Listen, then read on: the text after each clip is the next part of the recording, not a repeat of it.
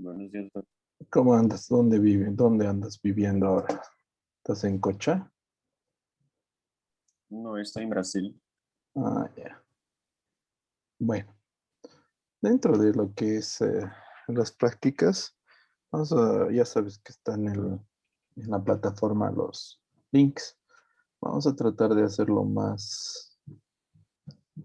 lo más provechoso para vos en relación a lo que es la cirugía cabeza y cuello, ¿ya?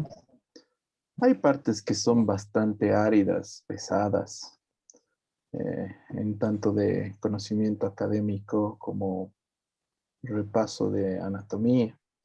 Y hay cirugías que son bastante extensas. Entonces, un poco de paciencia para ver los diferentes videos. Las clases siempre tienen que estar prendida tu cámara, ¿ya? ¿Estamos de acuerdo? Hoy día vamos a ver lo que Sí, es sí. un poco de anatomía, un recuerdo de lo que es el cráneo, la base del cráneo y algo de venas y arterias, ¿ya?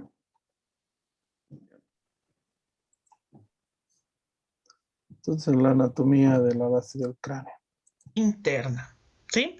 Dice base de cráneo interna porque para estudiar el cráneo se lo ve desde una parte endocraneal, que está en relación con el encéfalo, y otra que es exocraneal. Para estudiar el endocráneo, utilizamos dos líneas de referencia imaginarias que son, y aquí se las marco, esta primera línea que pasa por la cara posterior o por el borde posterior de las alas menores del esfenoides y también del canal óptico o surco prequiasmático, y otra línea posterior que va a correr por el borde superior de la porción petrosa del temporal y la lámina cuadrilátera del esfenoides. Estas dos líneas nos van a permitir dividir al endocráneo en tres fosas: una fosa craneal anterior, una fosa craneal media y una fosa craneal posterior. En la fosa craneal anterior, en la línea media, vamos a encontrar el foramen ciego, que da paso a una prolongación de la dura madre, que es una de las tres meninges que envuelven al sistema nervioso central. Grammarly can help you write quickly and confidently, so you never have to slow down at work. Stay on top of emails, documents, and more. La apófisis Cristagalli detrás de esta, que le pertenece al etmoides. A los lados la lámina cribosa del etmoides, que va a dar paso a los filetes del nervio olfatorio, que es el primer par craneal. Detrás de este el yugo esfenoidal, que corresponde a la parte anterior del cuerpo del esfenoides. El surco prequiasmático, que termina a ambos lados en los conductos ópticos que dan paso al nervio óptico, que es el segundo par craneal, y a la arteria oftálmica. Pasamos a la fosa craneal media y para su estudio vemos que hay en la línea media y a ambos lados de la línea media. En la línea media simplemente encontramos la cilia turca, que es el sitio donde reposa la glándula hipófisis o pituitaria, y a ambos lados de la línea media encontramos orificios que ya vimos en el esfenoides, así que es simplemente recordar. El primer orificio es la fisura orbitaria superior o hendidura esfenoidal, que va a dar paso a los pares craneales 3, 4, la primera rama del trigémino, que es el oftálmico de Willis con sus tres ramas frontal, lagrimal y nasociliar, al sexto par craneal, a la raíz simpática del ganglio ciliar y a la vena oftálmica. Detrás de este, el agujero redondo que da paso al nervio maxilar. Detrás el agujero oval, que va a dar paso al nervio mandibular, a la arteria meningea accesoria y a la vena del foramen oval. Detrás de esto, el agujero espinoso, que da paso a la arteria meningea media, a la vena meningea media y al ramo meningeo del nervio mandibular. Un poco por dentro, ya hablando del temporal, encontramos al orificio interno del conducto carotídeo, que va a dar paso a la arteria carótida interna, al plexo simpático carotídeo interno y al plexo venoso carotídeo.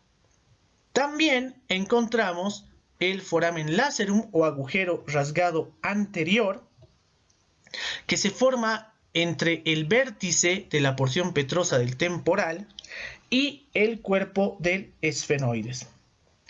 Y este foramen lacerum va a dar paso al nervio petroso mayor. Bien. También vamos a encontrar en el temporal, en esta parte de la fosa craneal media, la impresión trigeminal, que es la marca que nos deja el ganglio de Gasser perteneciente al trigémino.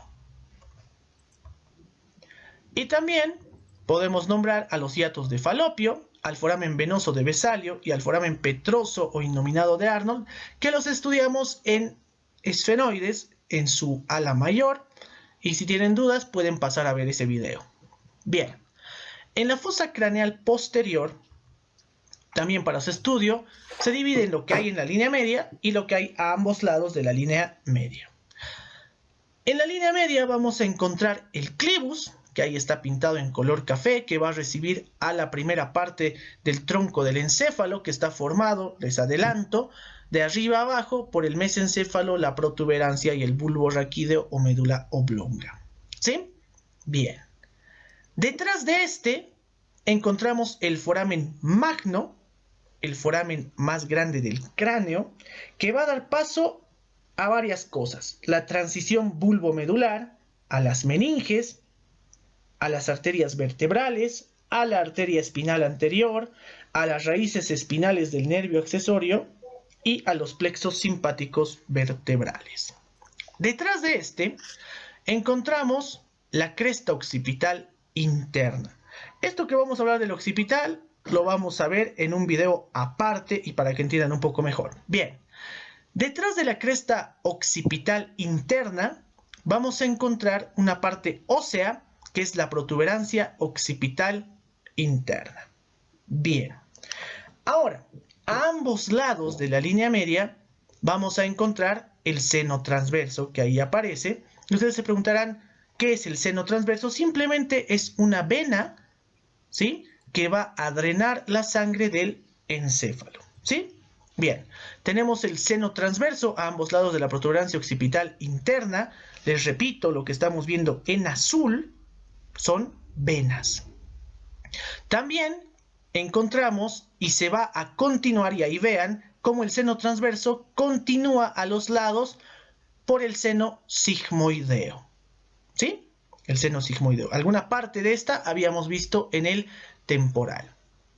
El seno sigmoideo va a recibir al seno petroso superior que está corriendo por el borde superior de la porción petrosa del temporal y también al seno petroso inferior, ¿sí?, que está yendo a que está recorriendo la cara posterior de la porción petrosa del temporal. También encontramos el conducto auditivo interno y sería bueno que recuerden qué es lo que pasaba por ahí, pero si no recuerdan, se los digo. Pasaban el nervio facial con el intermedio de Reisberg, el vestíbulo coclear y la arteria laberíntica. ¿Y qué más encontramos acá? El foramen yugular o agujero rasgado posterior que va a dar paso a los pares craneales noveno, décimo y décimo primero con la vena yugular interna. ¿Sí? Yo creo que está bastante bien resumido. Simplemente es ver el video muchas veces y memorizar lo que les explico. ¿Sí? Muy bien. Ahora pasamos a hablar a la base de cráneo externa, el exocráneo. Y para su estudio, vamos a utilizar igual dos líneas. En este caso, una línea bicigomática que va a unir ambos cóndilos del temporal y una línea bimastoidea que une las dos apófisis mastoides de los dos huesos temporales. Entonces, estas dos líneas van a dividir al exocráneo en tres zonas. Una zona anterior o facial, una zona media o yugular y una zona posterior u occipital. Para el estudio de la zona media o yugular, vamos a ver qué hay en la línea media y qué hay a ambos lados de la línea media. En la línea media, simplemente vamos a encontrar en la parte de la porción basilar del occipital la fosita navicular y el tubérculo faríngeo, que eso lo vamos a ver bien en occipital. Lo que nos interesa y lo que sí representa cierta complejidad para los estudiantes es lo que hay a ambos lados de la línea media. Decimos que se forman dos superficies cuadriláteras, o sea, una a la derecha y una a la izquierda. Entonces, veamos que ahí se va a formar ese cuadradito, esa superficie cuadrilátera, y ahora sí lo vamos a entender. Sabemos que un cuadrado tiene 4 vértices y vamos a marcar qué estructuras anatómicas de la base exocraneal forman estos vértices de la porción cuadrilátera. Tenemos hacia adelante y afuera al cóndilo del temporal, hacia adentro y adelante a la apófisis pterigoides, ahí pintada en púrpura, hacia atrás y afuera a la apófisis mastoides, pintada en naranja, y hacia adentro y atrás al cóndilo del occipital, pintado en verde. Y ahí vemos el límite de esa superficie cuadrilátera. Vemos cómo se forma ese cuadradito. Pero esta superficie cuadrilátera va a estar dividida en dos triángulos con la ayuda de una línea que les voy a mostrar. Antes de hablar de esos triángulos debemos marcar una estructura importante, que es esta, que es la apófisis estiloides, ya que trazamos una línea que vaya desde la apófisis mastoides a la apófisis pterigoides, pasando por la apófisis estiloides, la espina del esfenoides y que llega a la pterigoides. Entonces, simplemente, en resumen, trazamos una línea de la mastoides a la apófisis pterigoides que pase por la apófisis estiloides. Y si se dan cuenta, este cuadrado que teníamos va a quedar dividido en dos triángulos, que se los marco. Un triángulo anterolateral en celeste y un triángulo posteromedial en rosa. Queda claro. Y lo que vamos a hacer es señalar qué estructuras o qué orificios encontramos en cada uno de estos triángulos. En el triángulo anterolateral vamos a encontrar el tubérculo articular ahí en rosa, o también llamado cóndilo del temporal. Detrás de este, la fosa mandibular o cavidad glenoidea, que va a recibir al cóndilo de la mandíbula y va a formar la articulación temporomandibular o ATM de los odontólogos. Detrás encontramos la fisura petrotimpánica o cisura de Glaser, que va a dar paso al nervio cuerda del tímpano y a la arteria timpánica anterior. Detrás de este, el conducto auditivo externo, que simplemente va a dar paso al aire, ¿sí? También encontramos el foramen oval, que también lo vimos en el endocráneo, y repito, pasa el nervio mandibular, la arteria meningia accesoria y la vena del foramen oval. Y detrás de este, el foramen espinoso o agujero redondo menor, que va a dar paso a la arteria meningia media, la vena meningia media y el ramo meningio del nervio mandibular. Sé que repetimos bastante lo que pasa por los orificios, pero no queda de otra. Hay que repetir muchas veces para que podamos entenderlo y que se quede grabado en nuestra memoria. Fácil. Solo son 6 cosas que tenemos que aprender que hay en el triángulo anterolateral. Y ahora viene la parte un poco más compleja, que es el triángulo posteromedial. En el triángulo posteromedial vamos a encontrar 10 cosas y se las voy a ir marcando de a poco. Primero, entre la apófisis mastoides y la estiloides, entre el color naranja y el verde, encontramos el foramen estilomastoideo, que va a dar paso al nervio facial con los vasos estilomastoideos. ¿Sí? Por dentro de esta encontramos a la fosa yugular, donde se va a alojar el golfo de la vena yugular interna.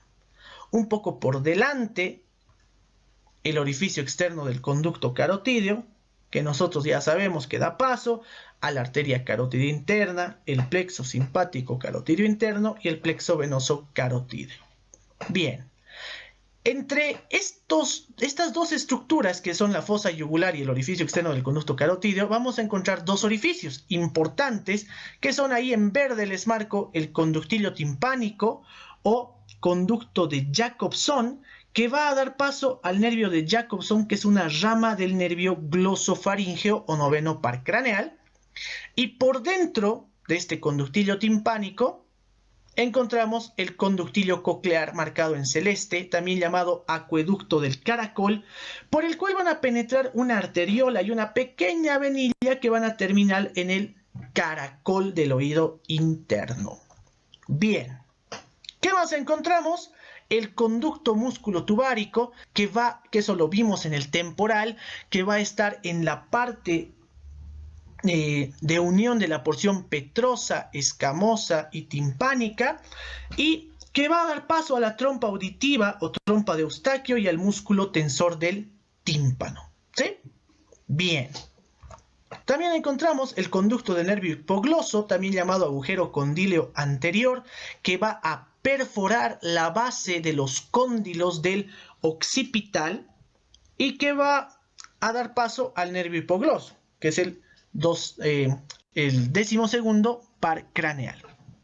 Bien, también encontramos, ahora vamos de atrás hacia adelante, el foramen yugular o agujero rasgado posterior, que va a dar paso a los pares craneales glosofaringeo, vago neumogástrico, el espinal o accesorio y a la vena yugular interna.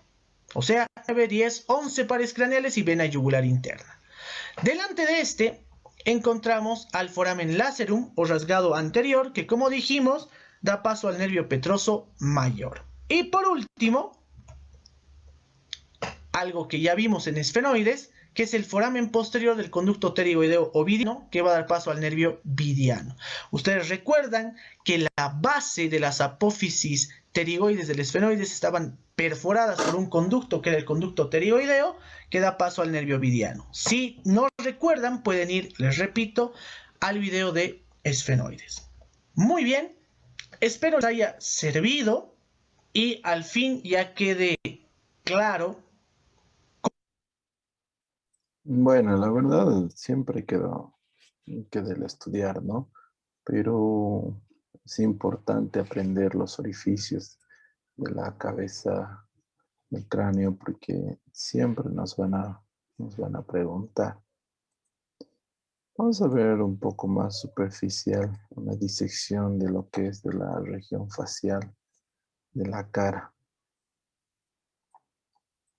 Y en esta oportunidad vamos a explicar la región de la cara, ¿no? Las estructuras que hemos disecado en la región de la cara. Para lo cual vamos a empezar con la delimitación de la región facial. Acá en la parte superior, por los arcos superciliares. En la parte inferior, por el borde inferior de la mandíbula. Ya que en la parte lateral, el pabellón auricular. La cara es una región muy importante porque esto está conformada por los músculos de la mímica facial, los cuales nos permiten hacer las diferentes gesticulaciones y las expresiones faciales que presentamos. Entonces, los músculos de la región facial, todos son músculos cutáneos, es una característica común que tienen estos, y se agrupan en relación a los orificios de la cara. Acá en relación al orificio palpebral, acá al orificio nasal y acá al orificio bucal. También cabe mencionar que todos estos músculos están inervados por los ramos del nervio facial, por los ramos terminales del nervio facial. Entonces, empezando acá con la mostración de las estructuras musculares, tenemos acá el orificio palpebral y en relación a este orificio están dos músculos. Tenemos acá el músculo orbicular de los párpados o músculo orbicular de los ojos. Y a este nivel encontraríamos el músculo corrugador de las cejas, que en esta disección no se puede ver. Entonces son solo dos músculos en relación al orificio palpebral. Ahora, en relación al orificio nasal, que es tenemos tres músculos. Tenemos acá el músculo piramidal o músculo prócer, el cual lo ubicamos a nivel del dorso de la nariz. Tenemos acá el músculo transverso de la nariz o músculo nasal. Y acá debajo del labio superior, el músculo mirtiforme o músculo depresor del tabique nasal, ¿no? Estos son los tres músculos en relación al orificio nasal. Ahora, en relación al orificio bucal, tenemos más músculos, los cuales vamos a empezar con la descripción, ¿no? Tenemos un músculo que sirve como esfínter de este orificio y otros músculos que sirven como dilatadores de este orificio. Entonces el músculo esfínter de este orificio es el músculo orbicular de los labios o músculo orbicular de la boca, que está en relación a todo el orificio bucal. En relación a todo este orificio bucal. Ahora, acá a este nivel, tenemos el músculo elevador común del ala de nariz y del labio superior. Más hacia la parte lateral, acá el músculo elevador del labio superior. Y acá un poco hacia la parte profunda, se puede visualizar el músculo elevador del ángulo de la boca. Músculo elevador del ángulo de la boca. Acá lamentablemente el músculo cigomático mayor y cigomático menor están seccionados con el fin de ver el trayecto de la arteria facial. Acá en la parte lateral tenemos el músculo bucinador. Acá el músculo risorio también ha sido retirado. Acá tenemos el músculo depresor del ángulo de la boca, o antes llamado músculo triangular de los labios. A este nivel tenemos el músculo depresor del labio inferior,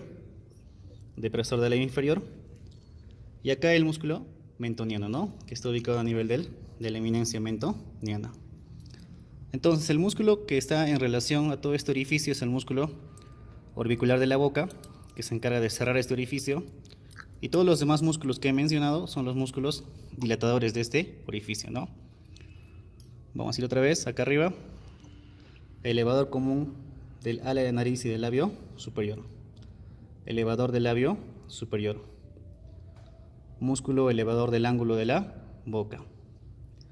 Músculo bucinador. Músculo depresor del ángulo de la boca. Músculo depresor del labio inferior. Y aquí el músculo mentoniano. Todos estos músculos de la región facial que acabo de mencionar están inervados por los ramos terminales del nervio facial, los cuales están agrupados en 5 grupos, que son acá los ramos temporales, ¿no? Que pueden ser de 2 a 3 ramos, ¿no? Este grupo corresponde con los ramos temporales, este grupo con los ramos cigomáticos, este grupo con los ramos bucales, este grupo con los ramos marginales de la mandíbula y este grupo con los ramos cervicales. Ahora, estos ramos terminales emergen dentro de la glándula parótida, ¿no? ¿Por qué? Porque el nervio facial, cuando penetra la glándula parótida, se comienza a ramificar en 2 troncos, en un tronco superior y un tronco inferior. De este tronco comienzan a salir estos 5 grupos de ramos terminales. Entonces, del borde superior de la glándula parótida, que es esta estructura bastante voluminosa, del borde superior de esta glándula van a salir los ramos temporales, los cuales se van a dirigir a los músculos ubicados en los párpados y en la región de la frente. Acá los ramos cigomáticos salen del borde entero superior de la glándula parótida y se van a dirigir a los músculos de la región infraorbitaria, a los músculos del ala de la nariz y a los músculos del labio superior. Acá los ramos bucales, que son estos dos, se van a dirigir a los músculos de la comisura bucal, que es esta zona, y a los músculos del labio superior. Los ramos marginales de la mandíbula se van a dirigir a los músculos de la región del labio inferior y a los músculos de la región mentoniana. Y acá los ramos cervicales, que son estos, que por cierto se anastomosan o se comunican con el nervio cervical transverso que está acá. Estos ramos cervicales van a ir para el músculo cutáneo del cuello o músculo platisma. Entonces, esa es la inervación de todos los músculos de la región facial. Cabe mencionar que una función de este nervio facial es la inervación de todos los músculos cutáneos de la cabeza y del cuello.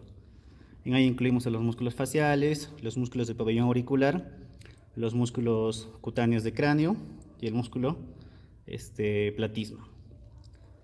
Ahora vamos a pasar con la descripción de las estructuras vasculares que encontramos en esta región de la cara, ¿no? Mencionamos que la estructura más importante a nivel de esta región, la estructura vascular más importante va a ser la arteria facial, ¿no? ¿Qué es esto? La arteria facial es una rama anterior de la arteria carótida externa. Esta arteria facial entra a la región de la cara o la región facial por el borde inferior de la mandíbula, que es esto, este nivel, y por delante del músculo macetero. Y a nivel de la región facial, primero se dirige a la comisura bucal, luego al surco nasolabial y acá al surco nasogeniano, para terminar a nivel del ángulo interno del ojo mediante la arteria angular. La arteria facial, al igual que las demás ramas de la carótida externa, tiene bastantes curvaturas en su trayecto, ¿no? Y en este caso la arteria facial tiene 3 curvaturas que merecen mención, pero en este caso solo vamos a mostrar 2, ¿no? Tenemos acá la curvatura facial y acá la curvatura submandibular. La otra curvatura es la curvatura faríngea, pero en esta disección no se puede visualizar. Entonces la arteria facial, conforme va ascendiendo hacia el ángulo interno del ojo, origina bastantes ramas colaterales, ¿no? Que son las siguientes. Tenemos acá esta rama, que es la arteria labial inferior, que se dirige al labio inferior y se anastomosa con la labial inferior del lado opuesto. Tenemos acá la arteria labial superior, que se dirige al labio superior, y acá se anastomosa con la labial superior del lado opuesto y origina la arteria del tabique nasal. Acá visualizamos estas ramas que van al músculo macetero, ¿no? Son las ramas macetéricas de la arteria facial que van para la porción superficial del músculo macetero.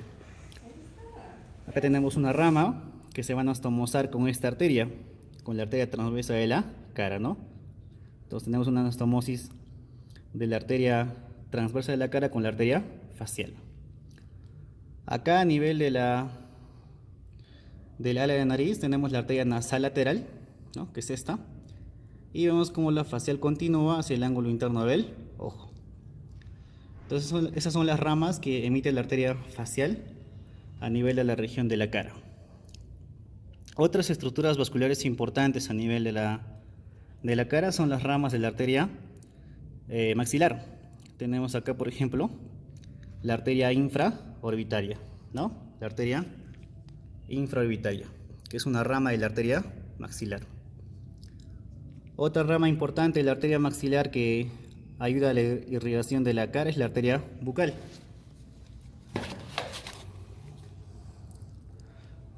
Que parece que en este caso está un poco difícil de visualizar. Entonces sería esta, la arteria bucal, que es una rama también de la arteria maxilar. Otra estructura vascular importante en la región de la cara es esta, ¿no? La arteria transversa de la cara, la cual se encuentra entre el arco cigomático, que está a este nivel, y el conducto parotidio. Esta es la arteria transversa de la cara, que es rama de esta arteria, ¿no? Es rama de la arteria temporal superficial. Entonces, esta arteria transversa de la cara tiene un trayecto transversal superficial al músculo macetero, entre el arco cigomático que está acá y el conducto parotidio. Ahora a este nivel, a nivel de párpado superior, podemos visualizar ramas de la arteria oftálmica que van a la región de la frente. Acá tenemos la supraorbitaria y la supratroclear. Ahora, si hablamos de drenaje venoso de la cara, la principal estructura que se encarga de este drenaje venoso va a ser la vena facial, la cual se origina a nivel del ángulo interno del ojo, como la vena angular. Y ya más inferiormente cambia de nombre a vena facial, ¿no? Acá vena angular y acá vena facial. La vena facial se ubica siempre posterior a la arteria facial y también un poco más profunda. Y la vena facial va a desembocar a nivel de la vena yugular interna, a nivel del triángulo carotidio. Y esta vena facial tiene afluentes importantes, tal como la vena tiroidea superior, la vena lingual y la vena faríngea, ¿no? Es por eso que algunos libros dicen que esta vena facial forma el tronco venoso tirolingo-faringo facial, el cual termina desembocando en la vena yugular interna. Acá otra estructura importante en la región de la cara, como ya hemos mencionado, tenemos la glándula parótida. Esta es una glándula salival mayor muy importante porque produce gran parte de la saliva, ¿no? Tenemos acá su conducto, que es el conducto de la glándula parótida, antes llamado conducto de Stenone, el cual tiene una dirección transversal y está a unos 2 o 3 centímetros por debajo del arco cigomático. Y va a terminar a nivel, va a llegar a la cavidad bucal atravesando el músculo bucinador, a nivel del segundo molar superior. Entonces son las estructuras que encontramos a nivel de esta disección en la región facial. Acá también se puede visualizar estos nervios, que son los nervios infraorbitarios, ¿no? El nervio infraorbitario, el cual es ramo terminal del nervio maxilar, que es la segunda división del nervio trigémino. Para acabar con la explicación de esta muestra, vamos a describir las estructuras que encontramos nuevamente. Músculo auricular de los ojos o de los párpados, músculo piramidal, músculo elevador común del ala de nariz y el labio superior, músculo elevador del labio superior, músculo elevador del ángulo de la boca, músculo orbicular de los labios, músculo bucinador, músculo depresor del ángulo de la boca, músculo depresor del labio inferior, músculo mentoniano.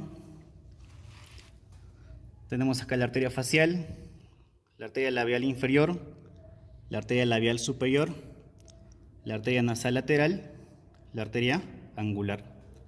Acá las ramas massetéricas de la arteria facial.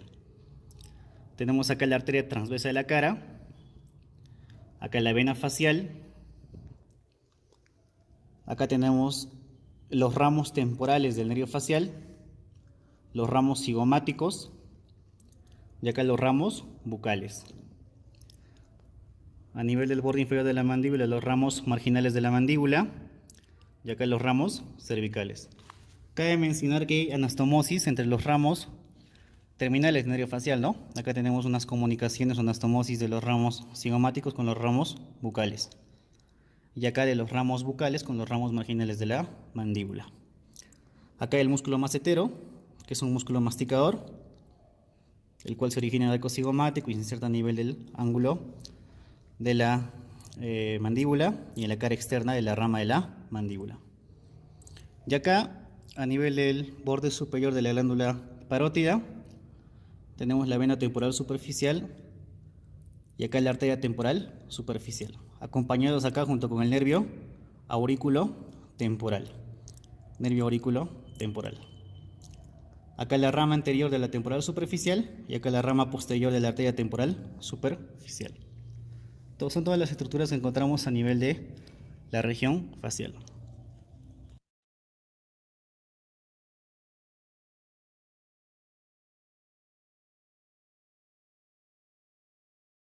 Bueno, jóvenes, en relación a la anatomía que nosotros podemos repasar, es la parte importante, son los huecos, los orificios que existen en la base del cráneo y también un poco de anatomía superficial. Espero que esto les ilumine para ir repasando un poco en relación a la parte de cabeza y cuello, que saben es extremadamente complejo.